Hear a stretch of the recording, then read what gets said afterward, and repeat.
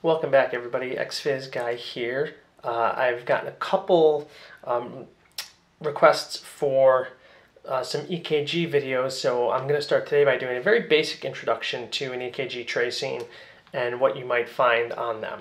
Now, remember, an electrocardiogram is a tracing of the electrical current of the heart, and what it's looking to tell us is, of course, things like is the electrical pathway and stimulus conducting in the correct manner, but also are there any other clues to the mechanical actions of the heart that we can pick up on?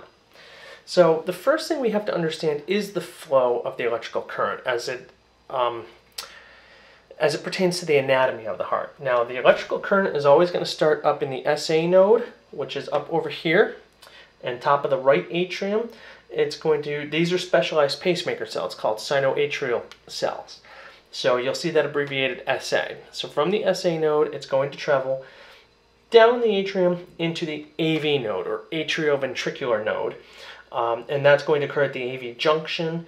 And then your stimulus will travel into the bundle of His, BOH, and then down into each bundle branch. So BB, you'll have a left bundle branch and a right bundle branch.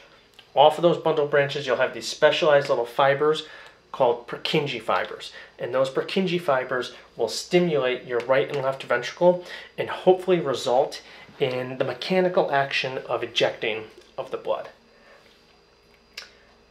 When taking an EKG, your tracing will show up with what are called waves, segments, and intervals.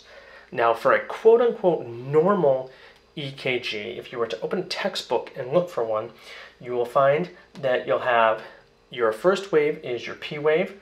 It's the first positive deflection that you see within the tracing. And it's going to represent the electrical current flowing through the SA node and through the atria.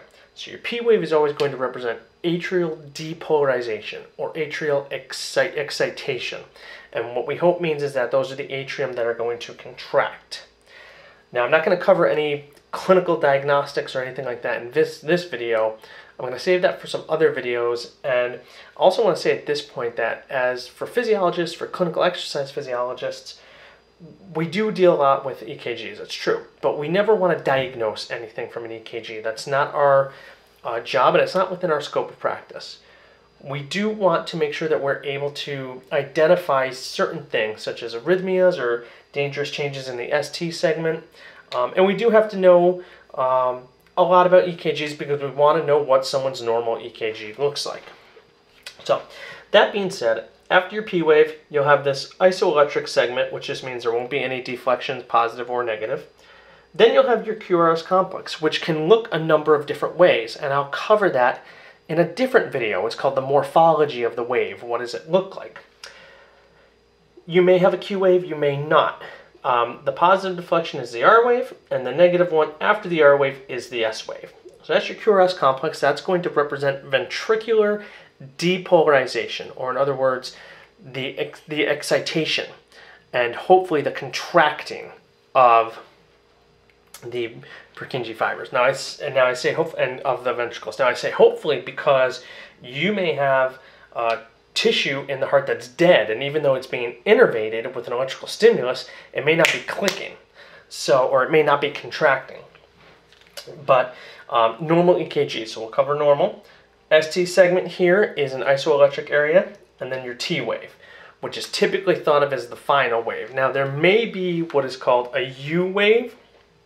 They're not very common, and as for clinical exercise physiologists, they're more academic than they are anything else. So in the green, you'll see I've dotted off the PR interval, which is an important area that we use to measure for what are called heart blocks or avioventricular blocks, which I'll cover in another video. An interval, I always tell my students when they're studying EKG, they get confused between intervals, such as a PR interval, and a segment, like an ST segment. Remember, this PR interval, or any interval, always has a wave and some sort of isoelectric area. Whereas a segment, such as the ST segment, does not have any waves. But we still want to measure it for a lot of different reasons. So, again, P wave representing atrial depolarization.